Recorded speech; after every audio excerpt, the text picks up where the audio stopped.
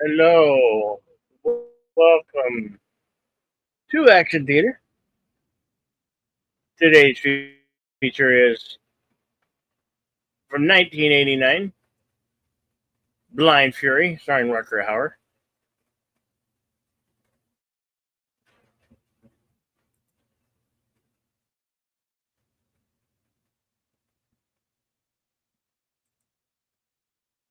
How you doing, Deleted Scenes?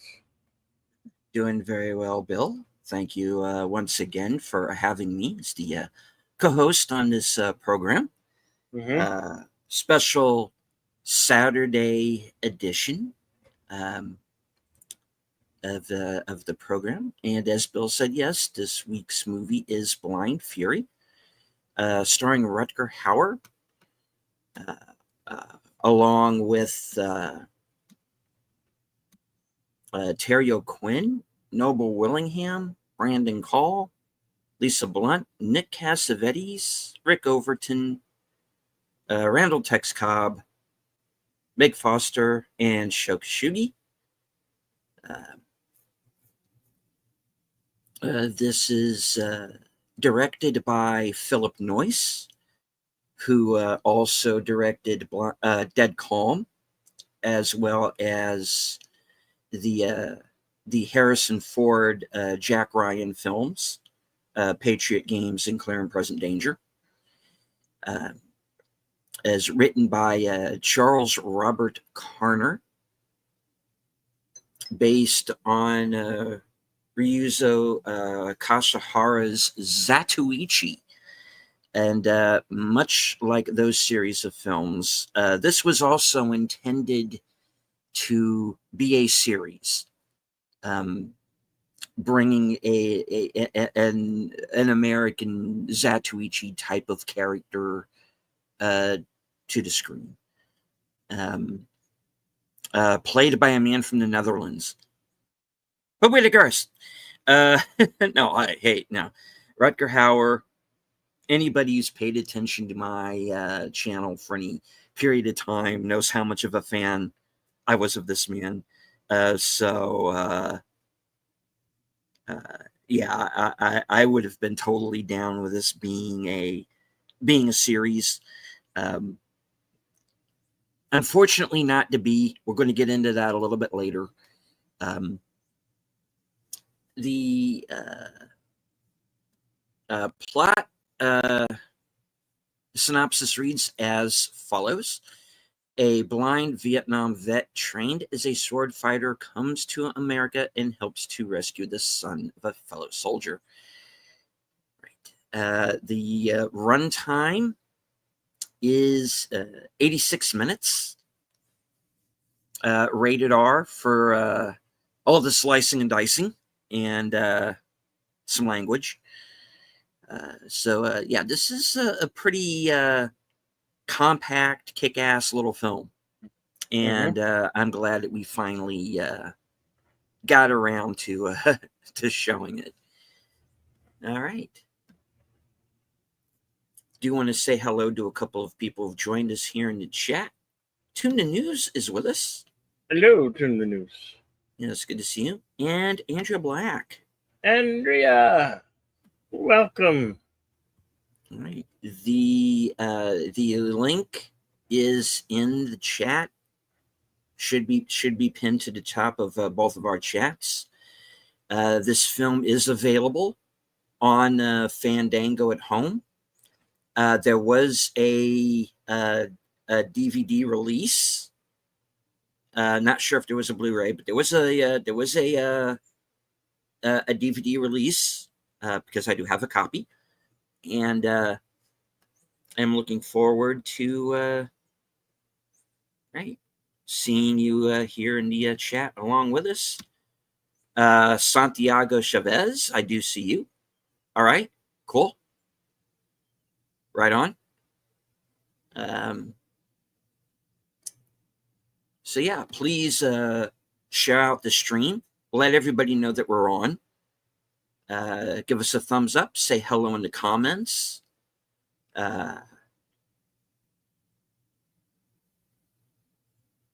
And I do want to remind everybody once again As much as we would like to air the movie live on the air for you, we are not allowed to do so due to YouTube's copyright guidelines in this country. So, like I said, the film is available on Fandango at home. And it is available on physical media. So you can also probably the best place to check to see if there's still a copy out there is probably Amazon Prime, and I believe they also have the film, if I don't recall, if I'm recalling correctly. So, all right.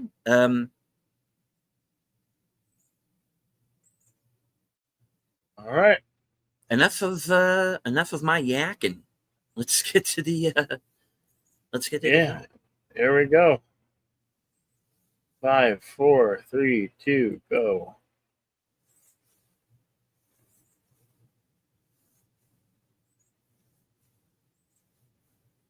Yeah, just think of this as a fan camp commentary track. Yes. You know. Once again, if you're catching this on the replay, sorry.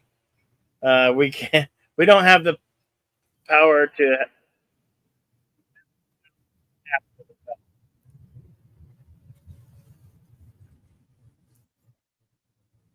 Don't be rude in the comments. Logo. Yeah.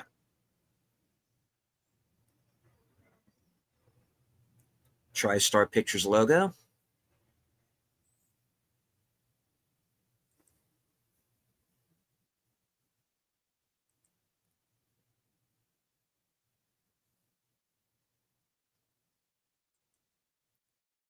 And yes, ladies and gentlemen, that Tim Matheson,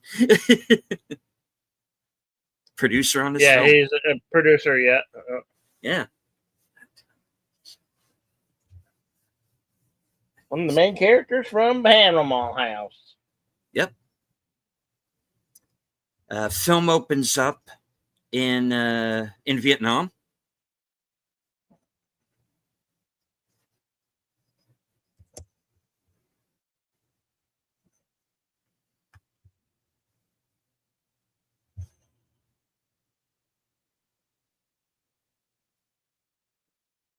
And a very familiar main cast as well. Mm-hmm. We'll be talking about them throughout.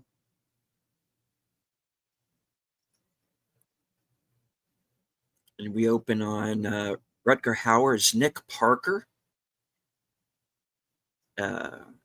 who's been wounded in the downing of this helicopter that we've seen. Blinded.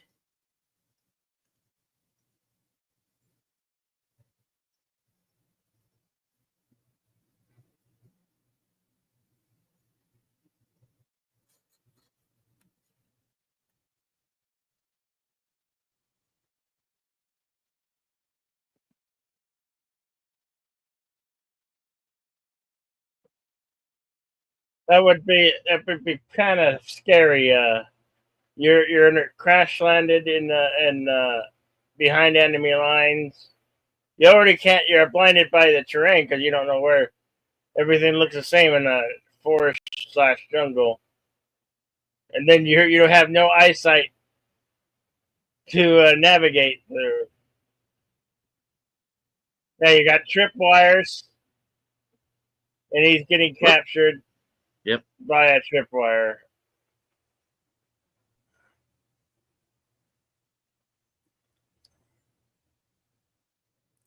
However, luckily for him, he has been found by some friendly local villagers. And they choose to nurse him back to health.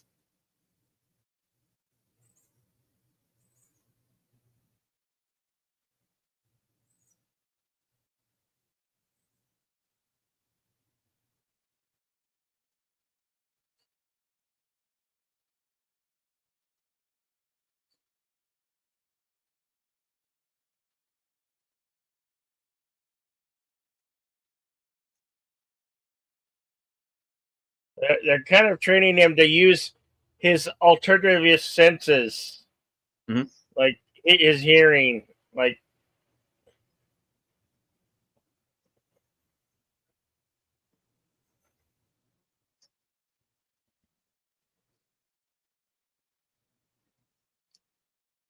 His hair's grown out. He's grown a beard, and he's been there a while, and yeah. has become kind of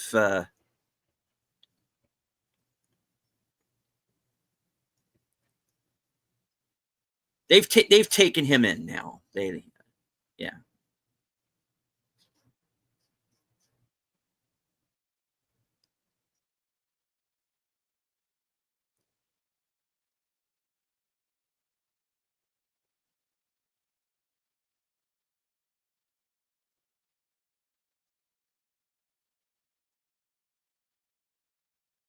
And they decide, okay, he needs some work. Okay. Yeah.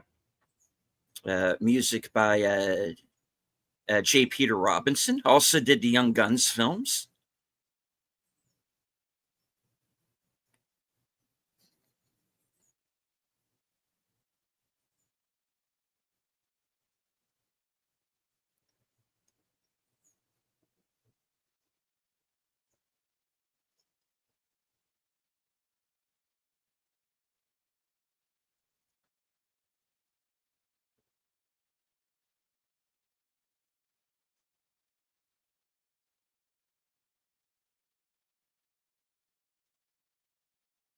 But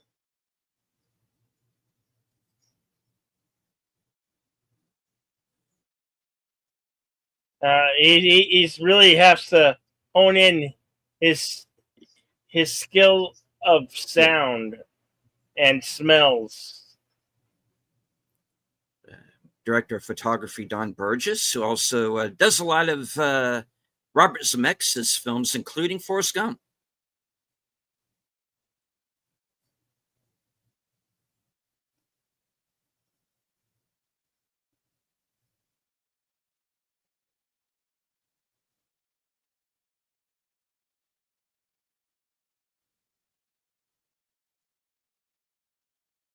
And cut to present day, Miami, Florida, 20 years later.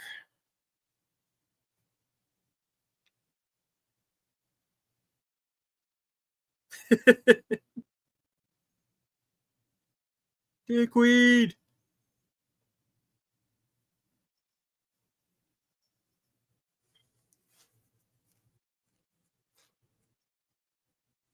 Screenplay by Charles Robert He's Carner. gotten Yeah. he's gotten really good at honing in those senses of smell and sound. Here it is. he avoided he avoided not stepping in doo doo, and now he's avoiding not stepping on a gator. Nice, Dougie. Yeah.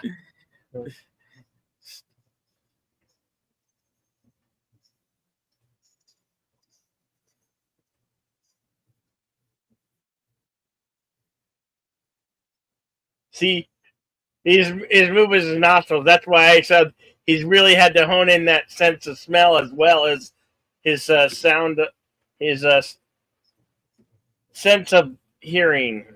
Mhm.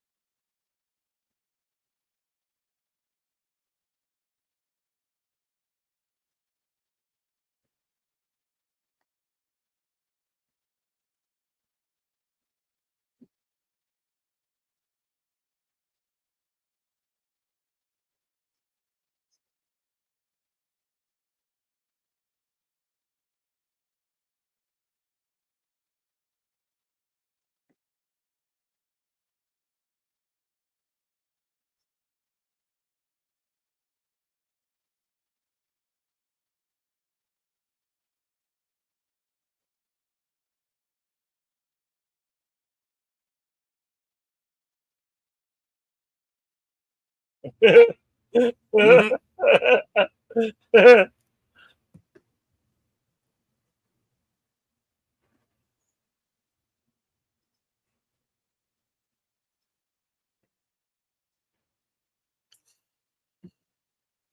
Oh boy.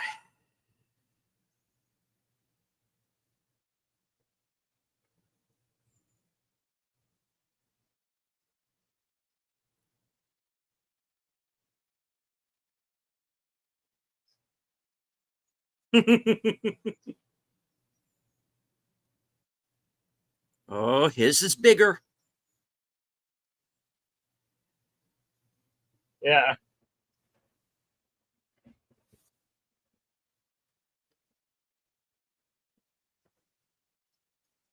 Bam. Oh my god. Oh jeez. Meanwhile, Reno, Nevada. Well, we find one Frank Devereaux, as played by Terry O'Quinn, just hanging around, and we meet the villain and his henchman, um, McCready, played by Noble Willingham, and of course his minions, who are Randall Tex Cobb, uh, Rick Overton, Nick Cassavetes.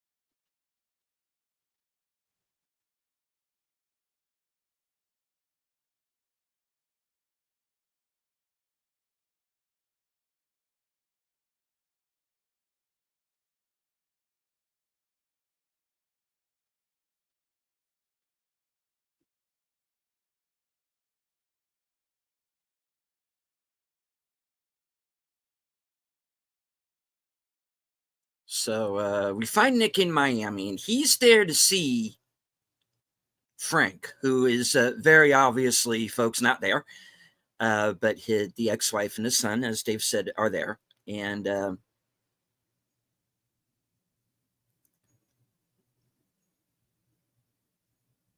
we meet Billy Devereaux, played by Brandon Cole, who was the original Hobie Buchanan on Baywatch, and was also the kid in Fort Fairlane.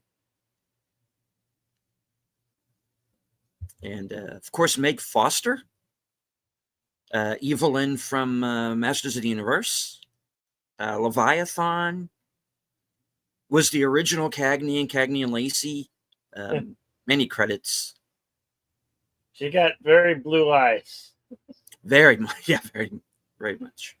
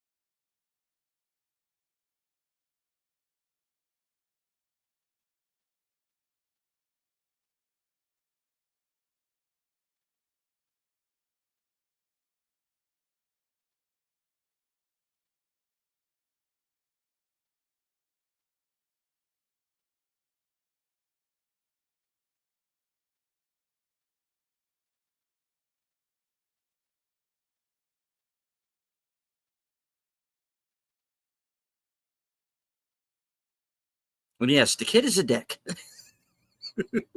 for much of the film.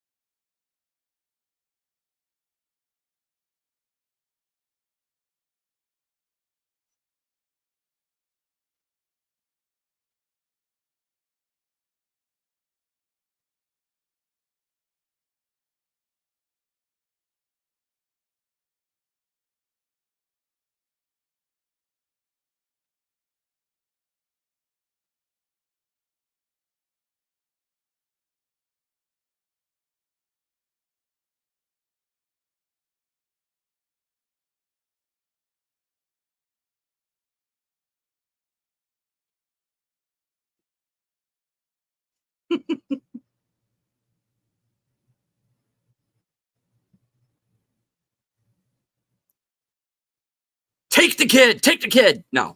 Uh,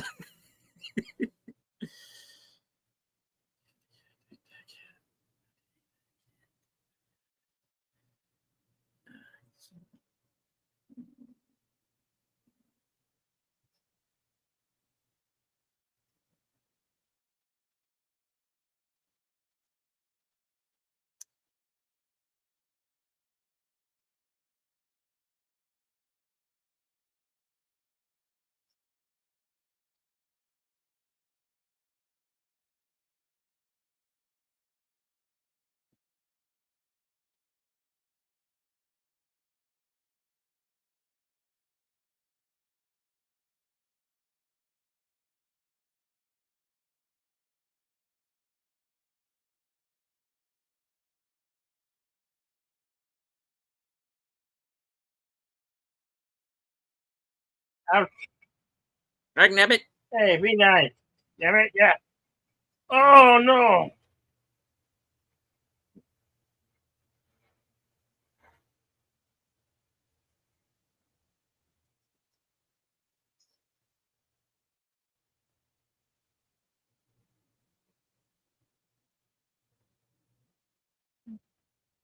Is that the same bad guy, the Miker from Raising Arizona?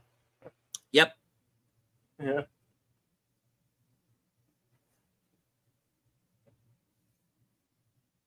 Former boxer, fought Larry Holmes for the title.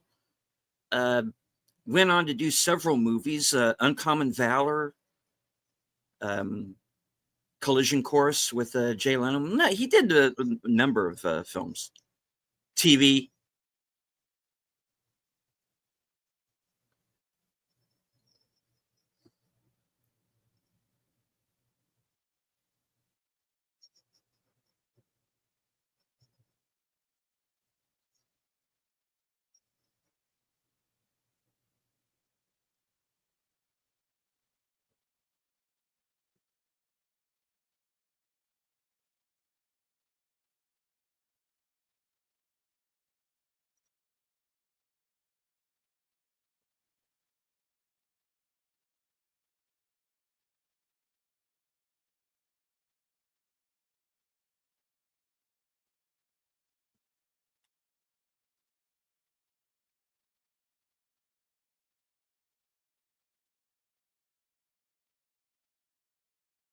Oh,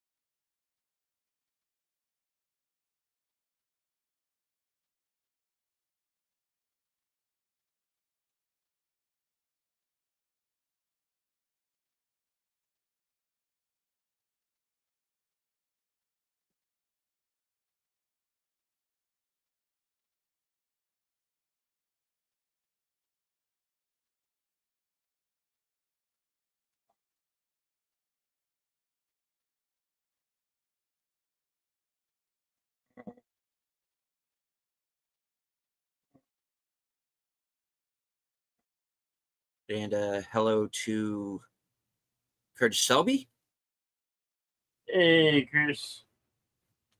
voice of Northern Oklahoma, tired midnight blogger.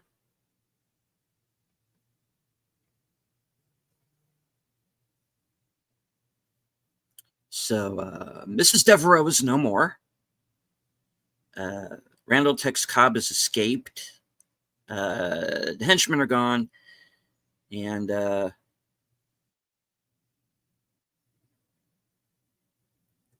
Nick now has Billy in tow, and they're on the run.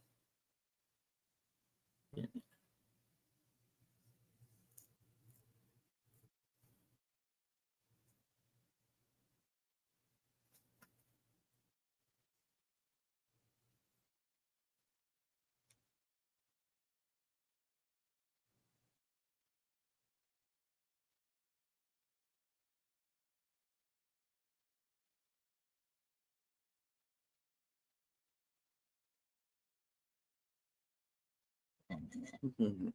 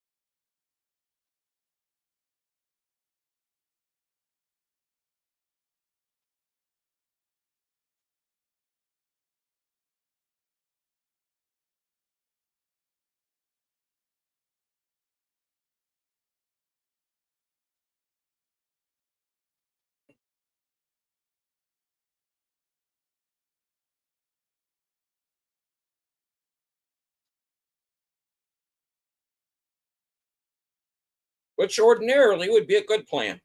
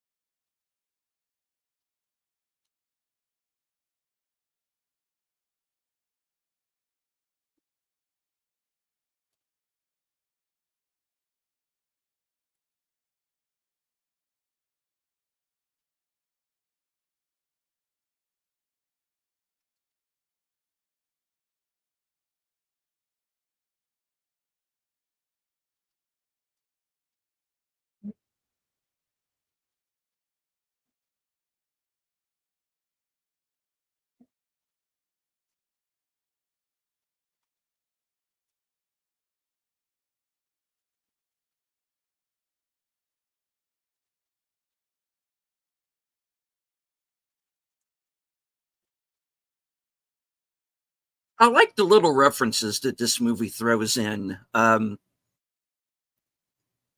mean, obviously, Zatoichi, Daredevil. Um, there's a number of references to in this film. Also, the fact that the two henchmen who are brothers are named Lyle and Tector after the characters in the Wild Bunch. And here you have they're in the Midwest and they stop at a place called the Gale General Store. Gale, Dorothy Gale from Wizard of Oz. Hmm. The irony. The irony. Yeah, yeah.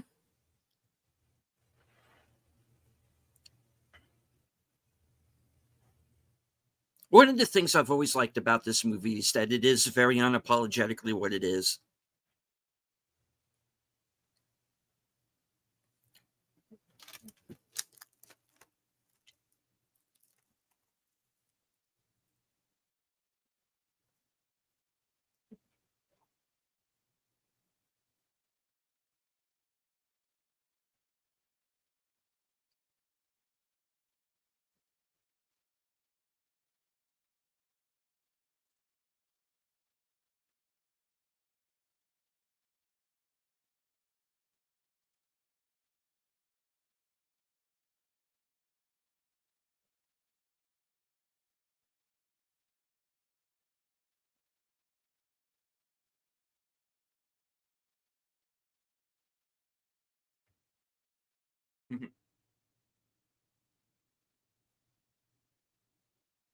as someone who is very clearly not Brandon Call runs into the cornfield.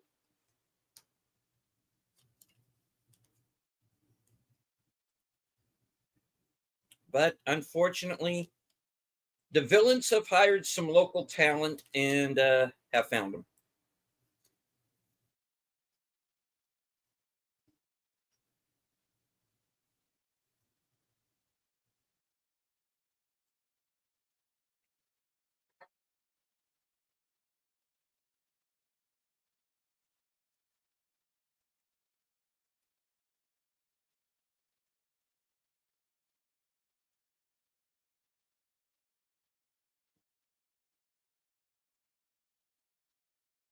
Yeah, Curtis, this scene's pretty cool.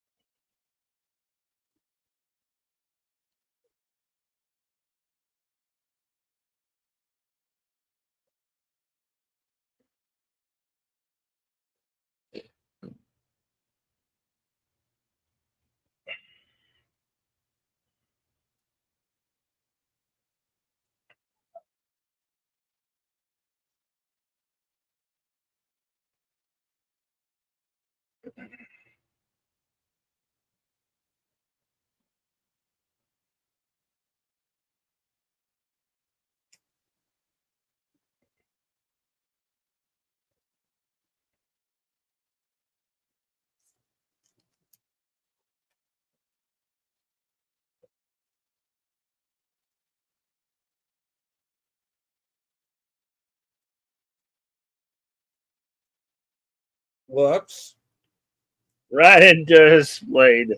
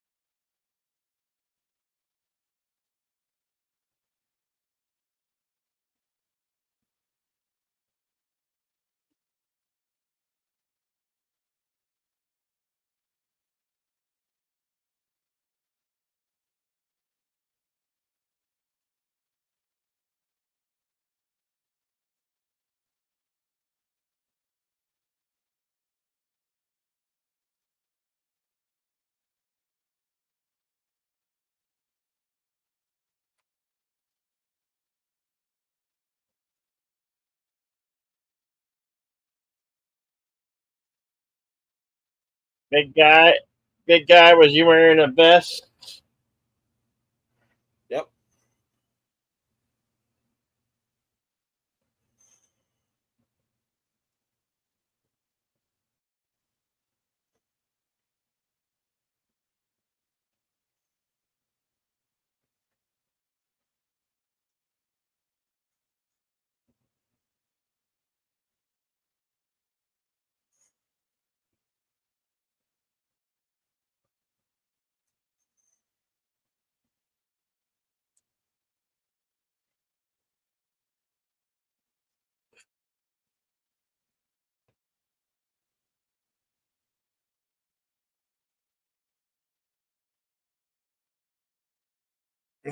Bruce Lee's dead.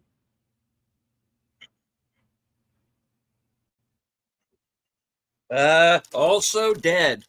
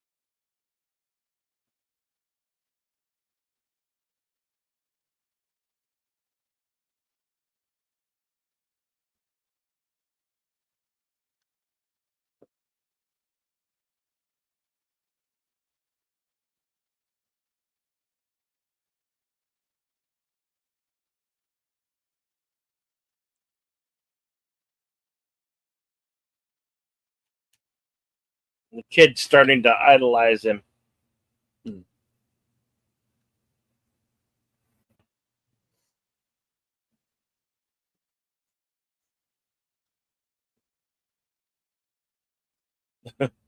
Listen, you smell something?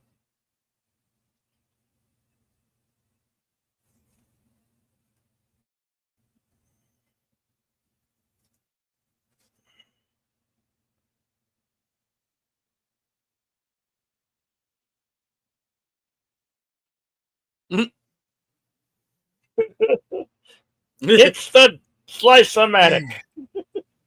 It slices, it dices. Well, juliennes.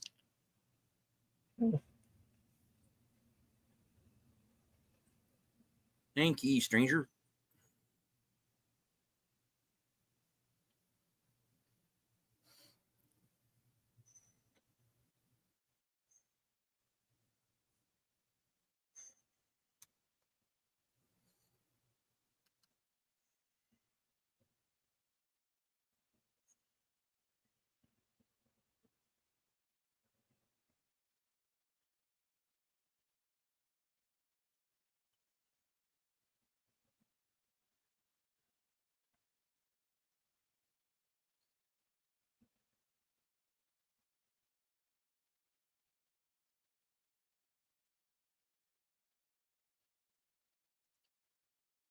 Yeah. Of course, Lisa Blunt. She was in An Officer and a Gentleman, Prince of Darkness. Unfortunately, passed away in 2010.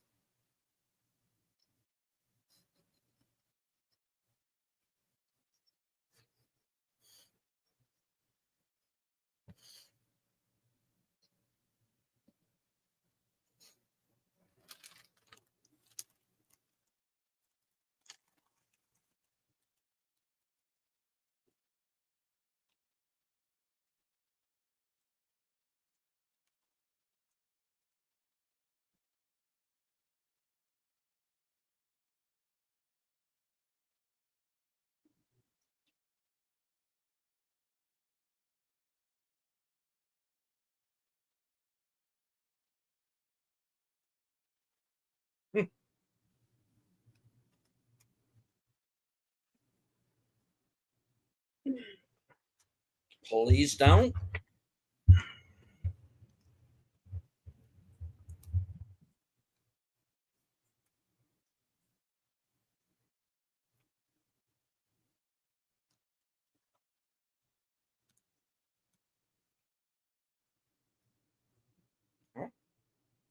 Hello to JPRPH1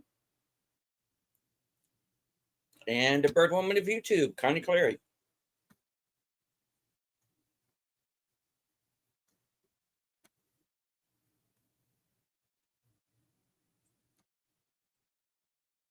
Can we get a timestamp, Bill?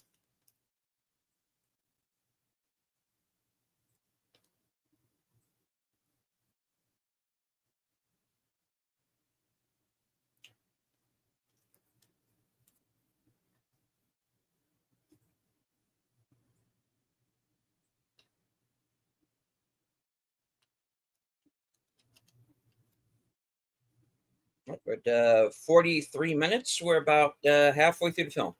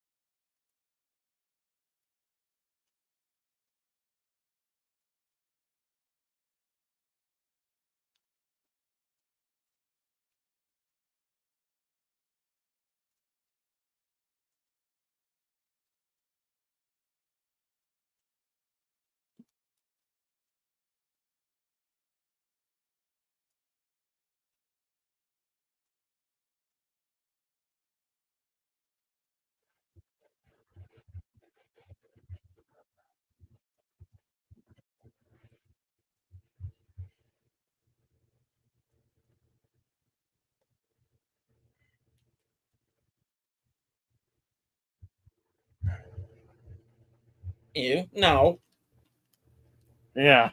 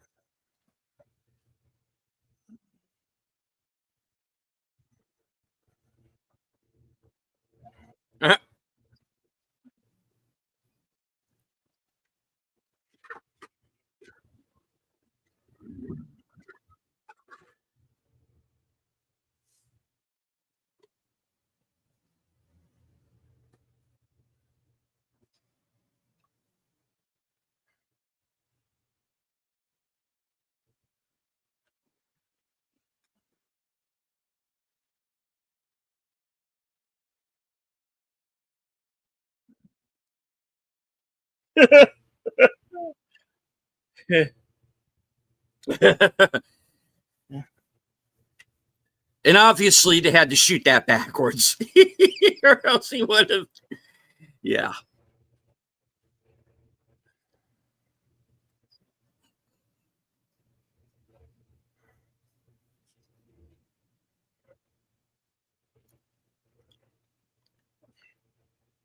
Oh yeah, lady, I'm blind.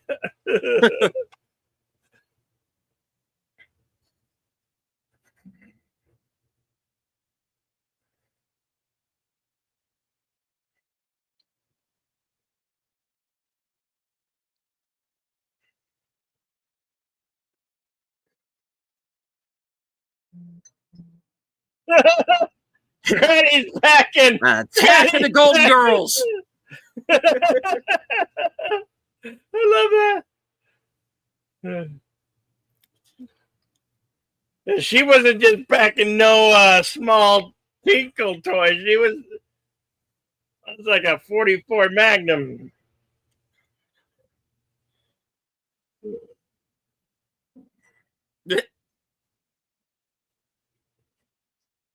Or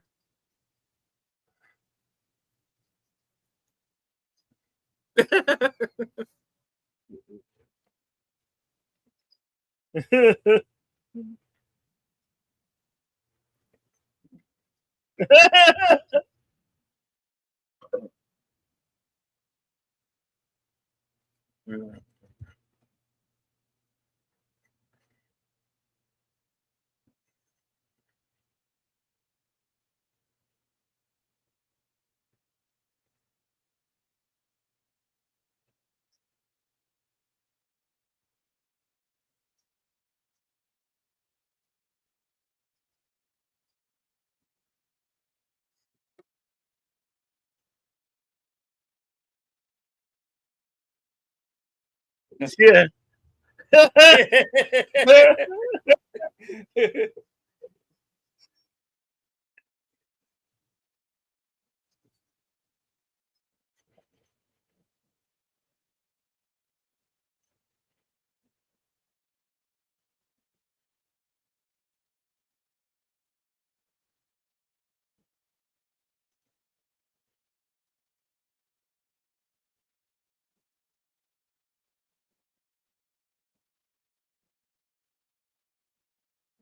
Make up your mind, kid.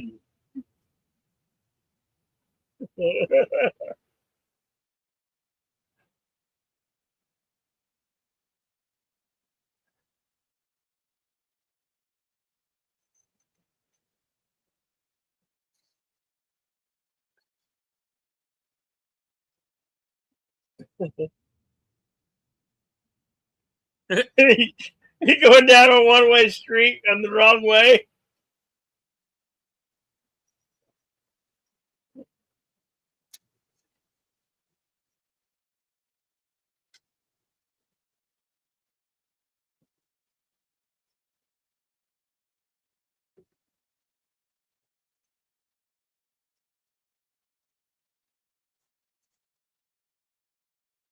bam.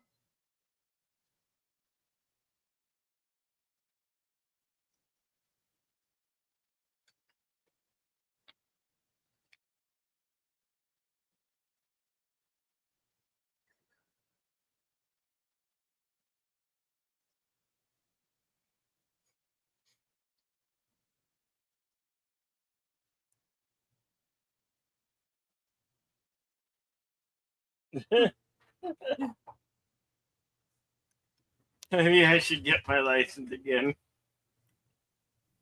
Trouser size.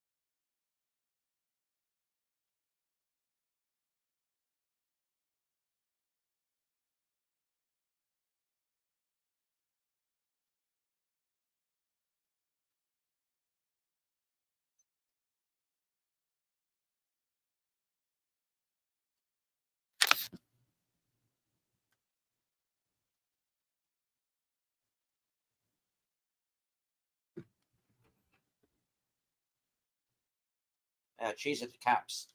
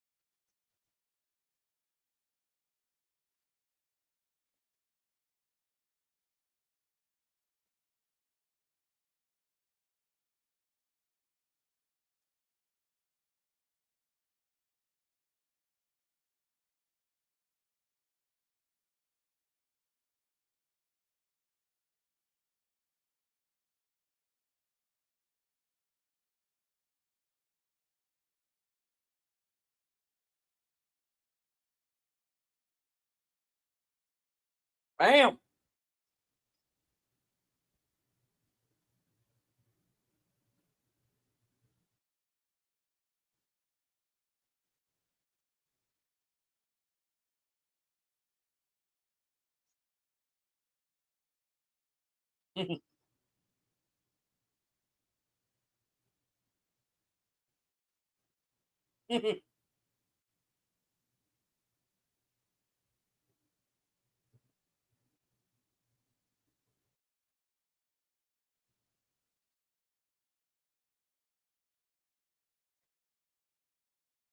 Hello.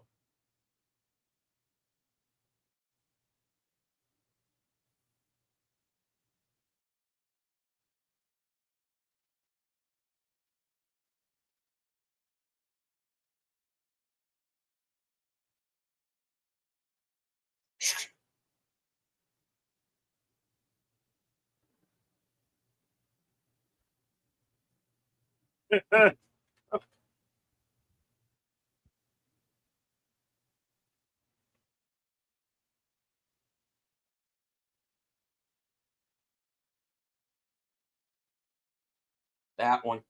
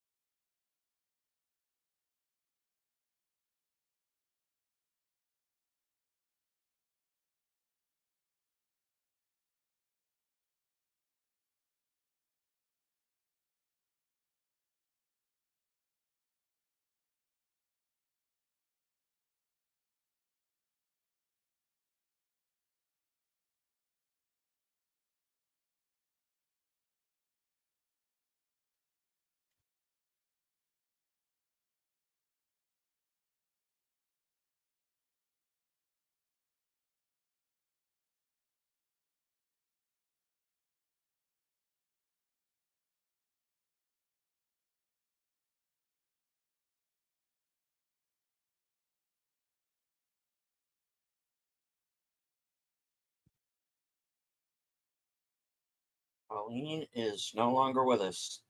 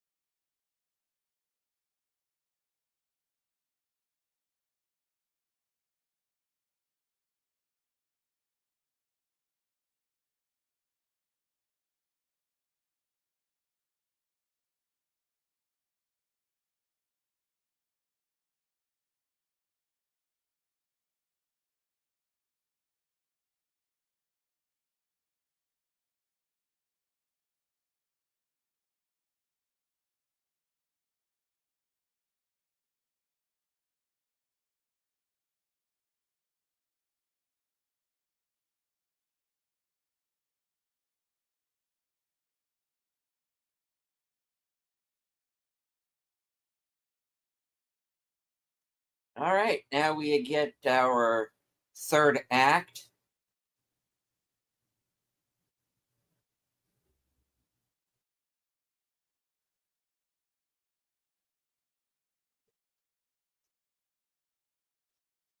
Oh, the guy that won't go away.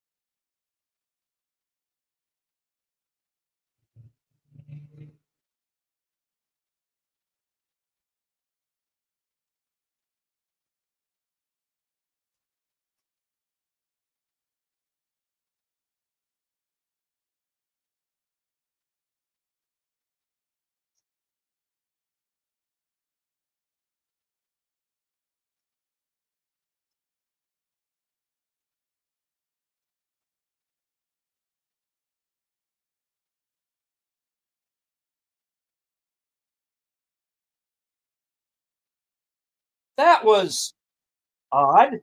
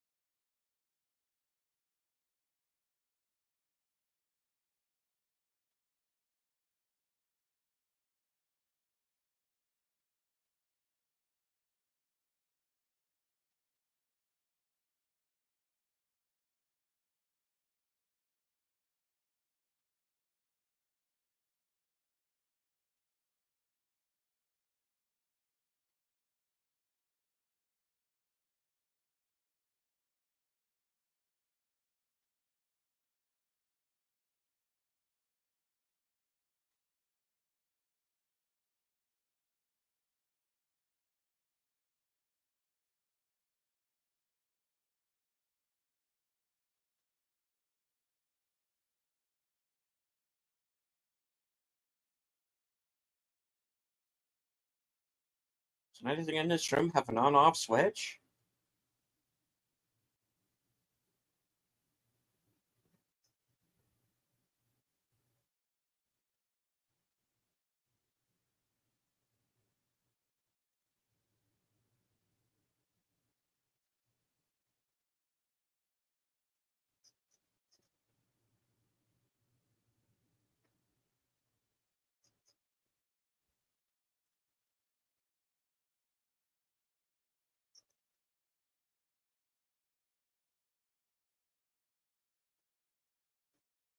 Whoops.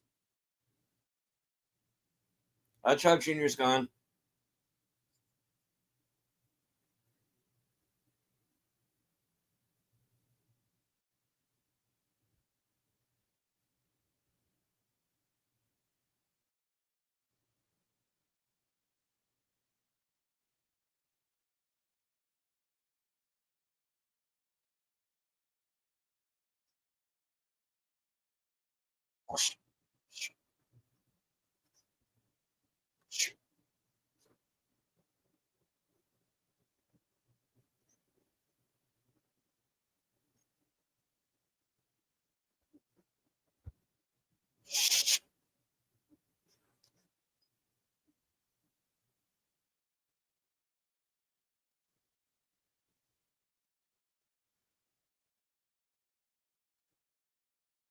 Ah.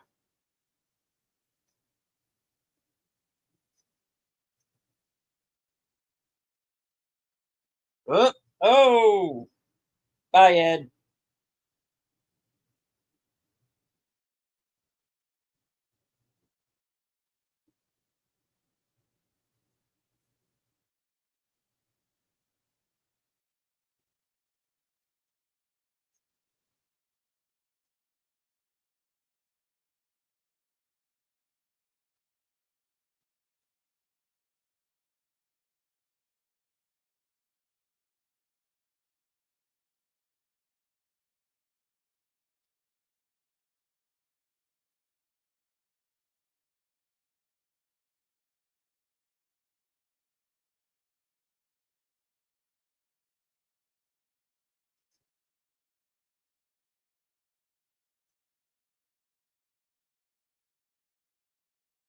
Knock, knock.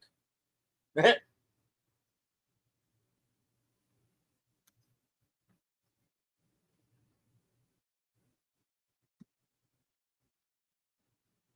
Damascus scenario.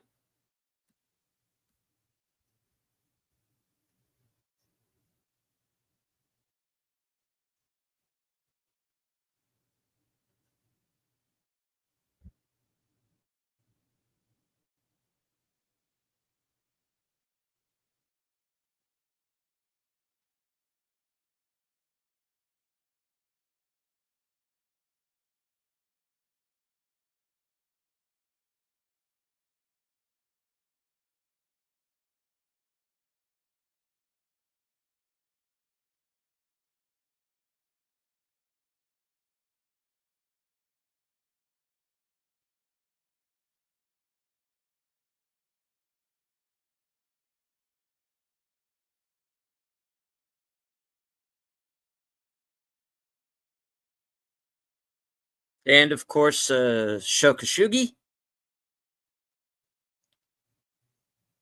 Always in ninja mode.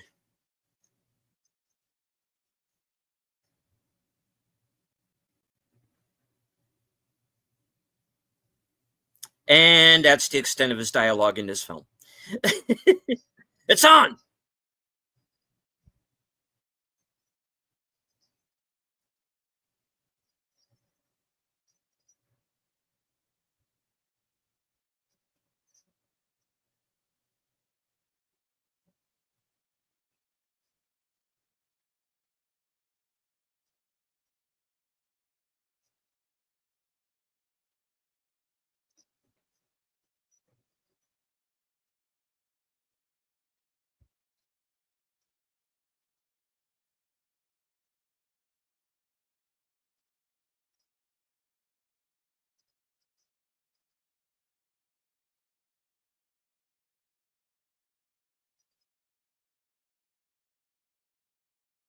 Yeesh.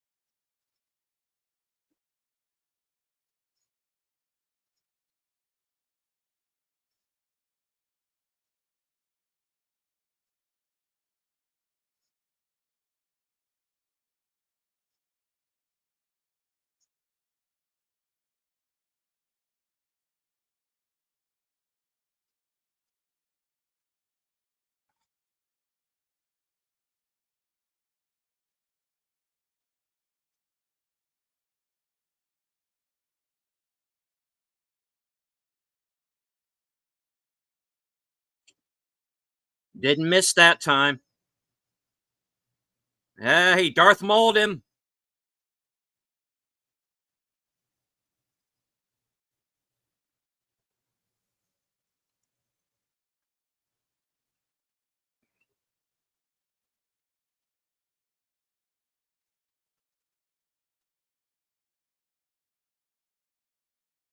I left my heart in San Francisco.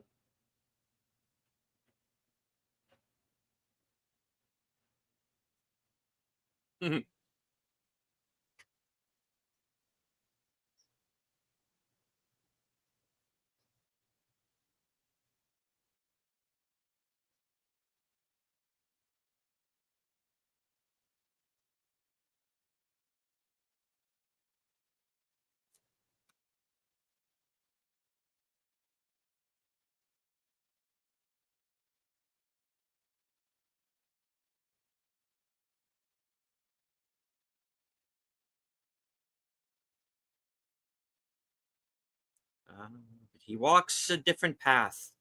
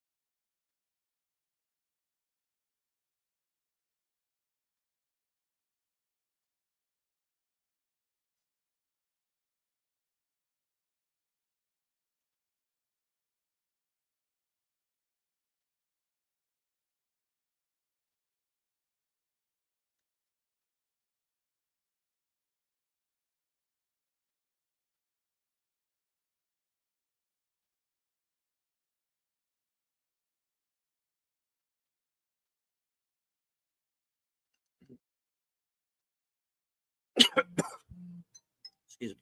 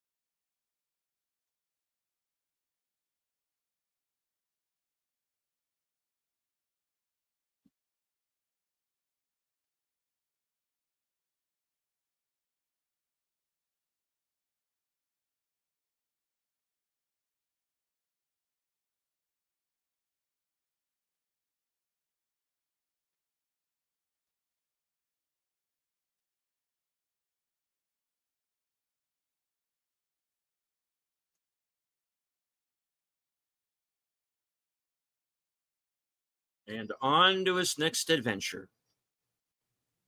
Yep. Which unfortunately we didn't get to see. Yeah, sadly. All right. Shall I consult the scrolls? Consult the scrolls. All right. Blind Fury was released in the United States March 16th, 1990. Budgeted at $10 million, going on to gross more than 2.6 million worldwide, which unfortunately is why we didn't get the intended sequel, because this movie did not do well in theaters, sadly.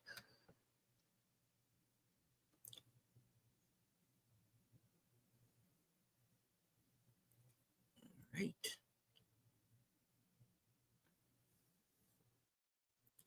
There are 8.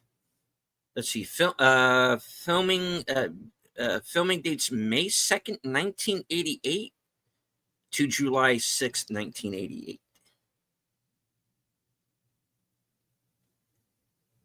8 filming locations: Sealy, Texas; Pick Hobson's Riverside Casino, Reno, Nevada, the setting for McCready's Silver State Casino; downtown Reno, Nevada, setting for the casino and the car chase sequence; Renmar Studios in Hollywood; Southern Texas, the setting for Kansas; Vietnam and Miami; Houston, Texas, for the cornfields and also the Vietnam scene; and Squaw Valley, California, for the snow scenes.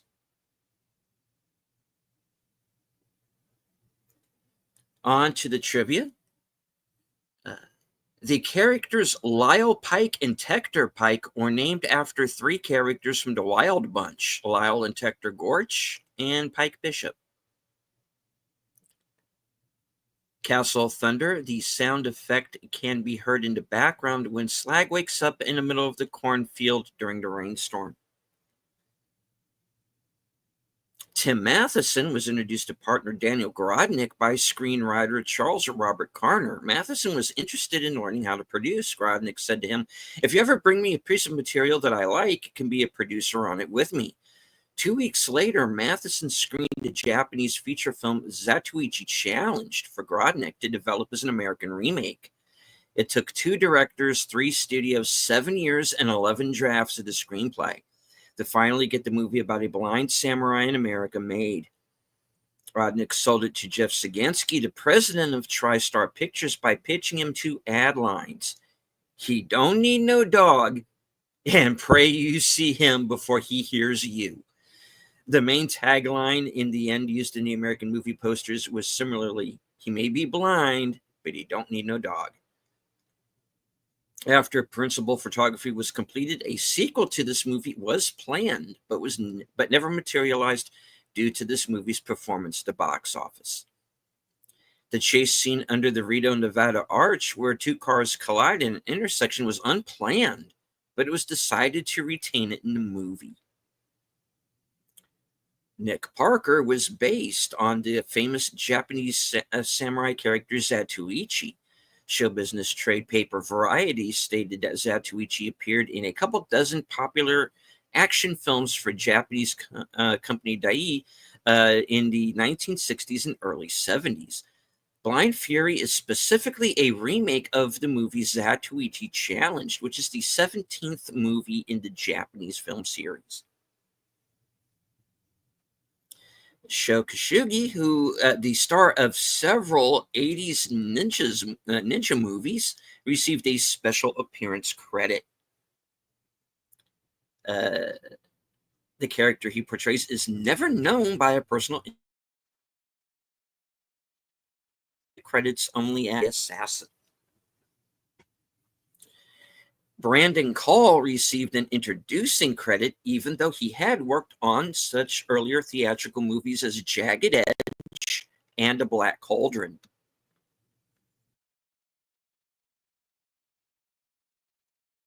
Movie of Oz home director Philip Noyce.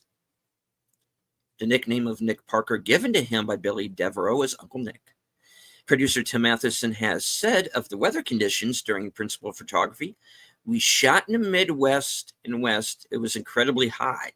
Everything was burning up. We ended up buying a 3-foot pole for the cast and crew to wade through to cope with the heat." Rutger Hauer said of this movie on his official website, "Blind Fury was one of the most difficult jobs for me because of the combination with the swordplay. I am glad it does not show. I mean that this it was so difficult." I don't know. It's kind of a weird way to put that sentence. "Train a month with a blind man who taught me his handicap. He was such a nice man. First thing he taught me was I don't get confused about what I see. Then I trained every morning at 4:30 before shooting for those 7 weeks. Then Shokashugi was brought in for the swordplay, and that was an additional shoot for a week or so. Wonderful. According to producer Daniel Grodnick, several writers and directors were attached to the project prior to director Philip Noyce coming on board to helm this movie. Closing credits declared that this movie was based on a screenplay by Ariozo Kashihara. This billing doesn't mention the name of that script, which is Zatoichi challenged. Rutger Hauer learned how to use the sword and walk and move like a blind man with the help of a real blind judoka, Lynn Manning. According to Hauer's personal website, Manning was uncredited on the movie as a blindness technical advisor. Siskel and Ebert gave this movie 2 thumbs up. The UK version was trimmed by 22 seconds for violence to get a 15 certificate. When it was released on VHS, those cuts are restored and it was given an 18.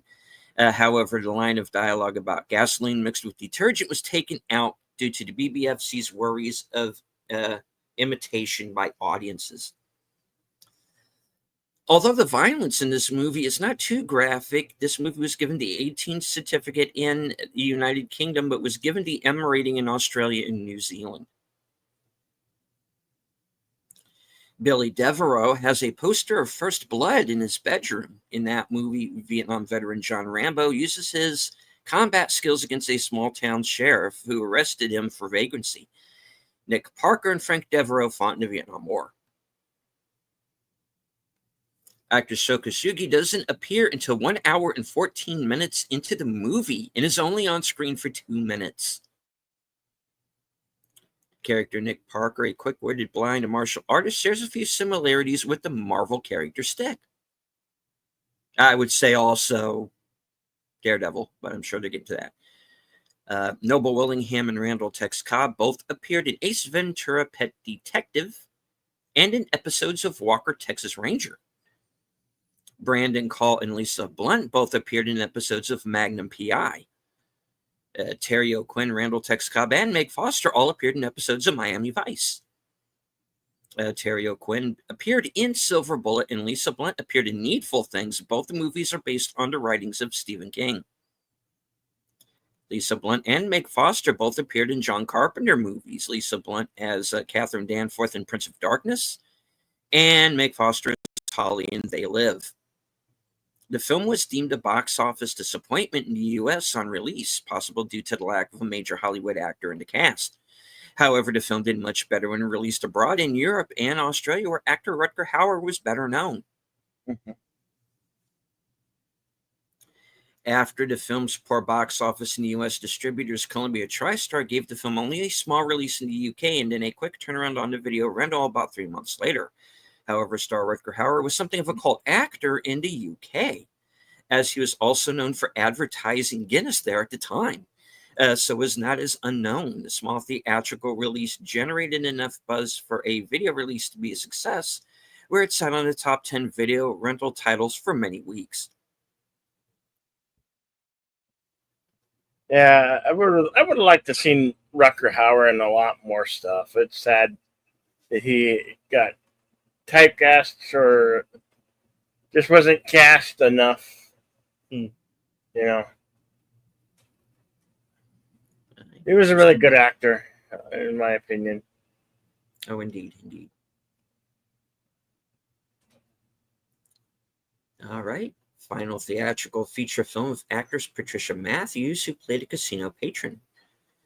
Debut theatrical feature film of actress Bonnie Suggs, who played the mom in Rockwell. Debut theatrical feature film of actress Julia Gonzalez, who portrayed a Latin girl. The car stunts choreographed by car stunt coordinator Dennis Danger Matalone used 15 different veteran stunt drivers for the wrong way car chase through the one-way main streets of Reno. The idea for Blind Fury and its hero Nick Parker occurred to producer Tim Matheson while watching a film featuring Zatoichi, the blind samurai hero of an immensely popular Japanese film series. I'd never been as moved by a film from the action genre, said Matheson. He was a wonderful hero, a good story, and characters that I cared about. Matheson's partner producer Daniel Grodnick continued by saying, "What always drew us to the character was not the great action or the fact that he carried a sword and a cane. It was the fact that he was always taking care of people less fortunate than himself." Both Tim and I agreed that we had to translate this experience into an American film. According to this film's production notes, it had one of the wildest collection of baddies ever assembled. The original cast of 25 baddies were divided into 3 separate groups with different characteristics. The Bruto casino owner and gangster McCready employed a gang of 8 who, at an average height of 6'3" and weight of 300 pounds each, were the biggest. The members of the Mafia gang, the script required a collection of better-looking, better-dressed types who were therefore dubbed the Yuppie Killers. And the Kansas Cornhuskers rounded out the baddies with some of the dirtiest, grisliest characters one would ever hope not to run into. I don't know. The guy with the popcorn didn't seem so badass. As far as deciding who would play the lead role of Nick Parker, producer Daniel Grodnick said, "We felt there was no one who could bring as much to the character of Nick Parker as Rutger Hauer. The action, the comedy, the drama all show Rutger's very warm and humorous side." One of the film's main filming locations was the diverse country around Houston in Texas, providing a stark contrast to the snowy Squaw Valley, where Houston's sweeping cornfields, 100-degree heat, and sweltering humidity. Southeast Texas' versatile topography stood in for locations from Miami and Florida all the way to Reno and Nevada. Not all of this movie's diverse locations across the USA. At all of this movie's diverse locations across the USA, overall stunt coordinator Dick Zeiker provided Blind Fury with his 25 years of expertise in making new and exciting film stunts safe while appearing spontaneous and believable. "I can't think of a film that has ever had such an unusual collection of bad guys," said Zeiker. Director Philip Noyce refers to them as baddies in this movie.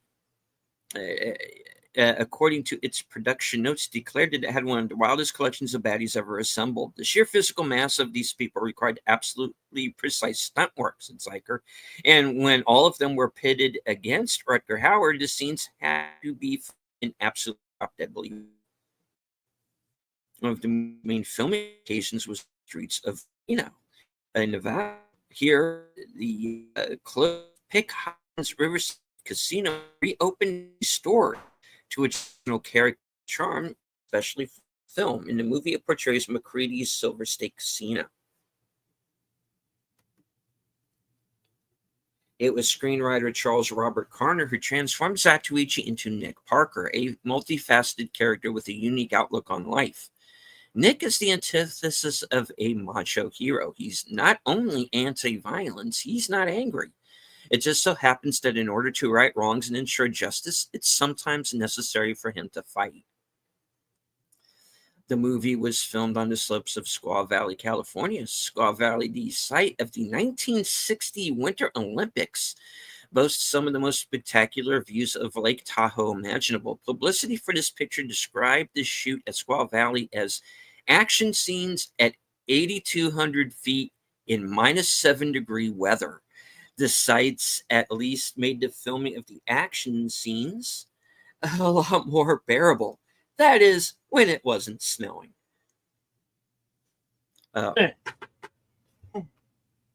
Star Rutger Hauer and sword fight coordinator Stephen Lambert. If you've ever seen the movie Surviving the Game, which also has Rutger Hauer in it, the guy who gets killed at the beginning, that's Stephen Lambert. Started working out with physical martial arts and sword exercises 3 months before Blind Fury began filming. For 2 hours a day, the two would go through routines of demanding body work and intricate footwork, a schedule that was kept throughout the 10 weeks of filming. Before he faced the camera for a day of shooting, Hauer had already completed 2 hours of heavy training. Sword fight coordinator Stephen Lambert handled the look and training of Rutger Hauer's swordplay. Lambert, a member of the Stuntmen's Association, won a Stunt Academy Award in 1986 for Best High Work in Remo Williams' The Adventure Begins, and also, which also won high honors for Best Fight Work Routine. Nick Cassavetes' final film before the death of his father, John Cassavetes.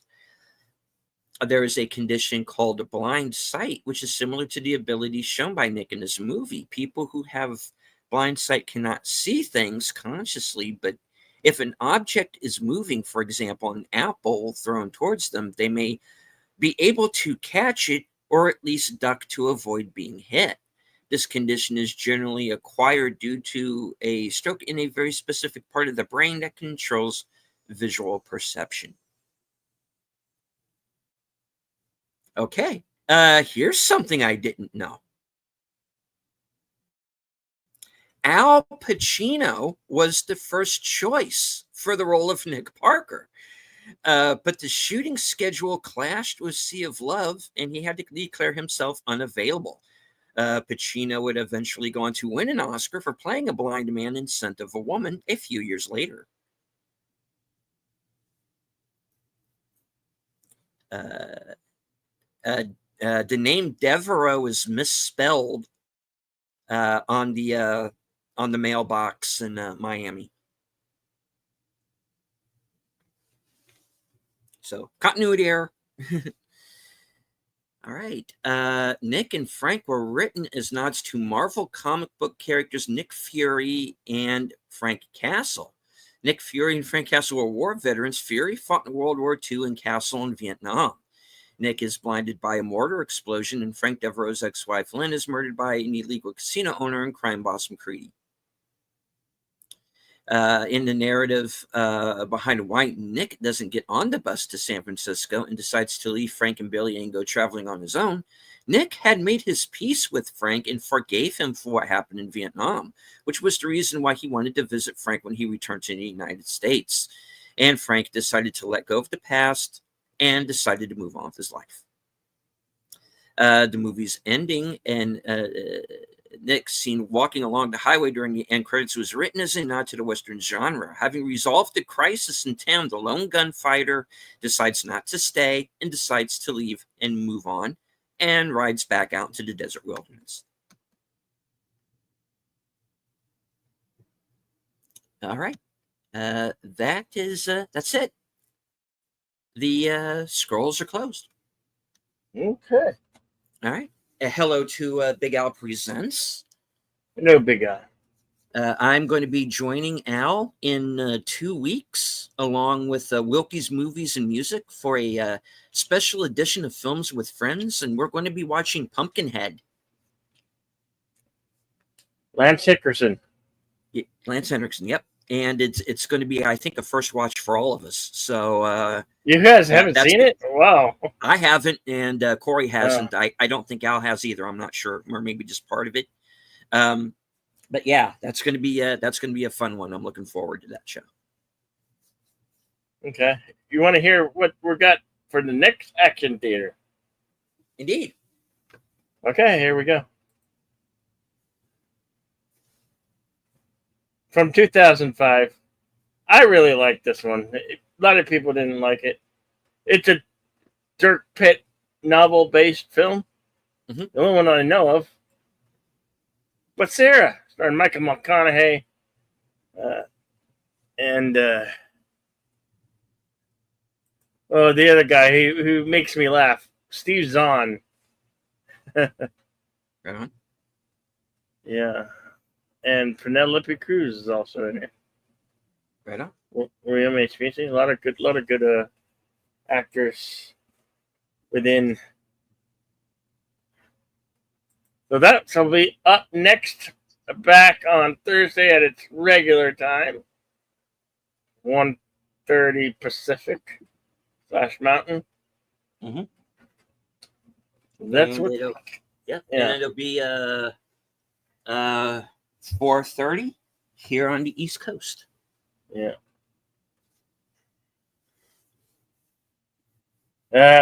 Football mode is back in. The Ocho is back. So probably won't be doing Western cinema. It's probably going to be on hiatus until after the season commences. I've got a lot of games coming up. Mm-hmm. There'll be some karaoke tonight.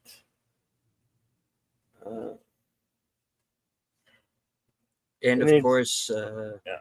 and of course, don't worry. As Bill said, Western cinema is going to be back.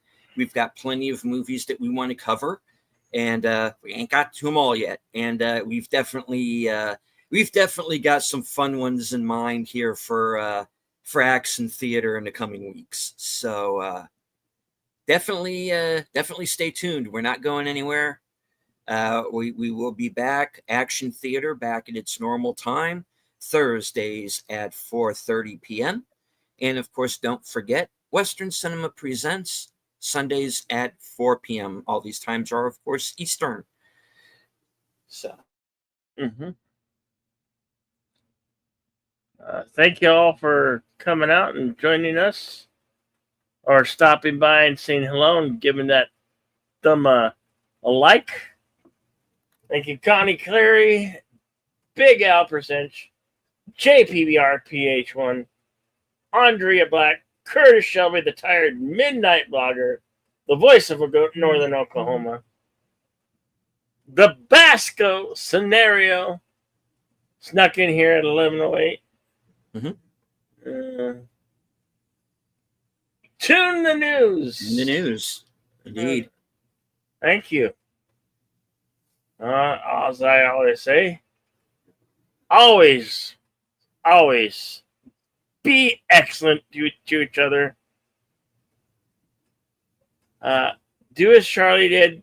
Speak the truth. And just be kind.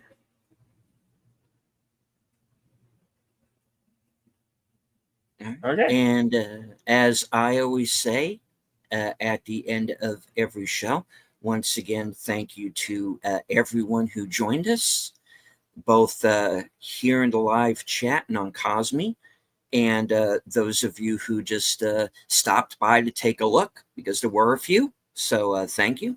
Hit the like, share out the stream, say hello in the comments, and we will return next week at our regular time and day, Thursday at 4:30, with Sahara, based on the Clive Cussler Dirk Pitt novel, with Matthew McConaughey, Steve Zahn, and Penelope Cruz. From HQ, our second home office in Arizona and all points north, south, east, west, and beyond, good afternoon. Take care, stay strong, be safe and healthy, because this is how we win.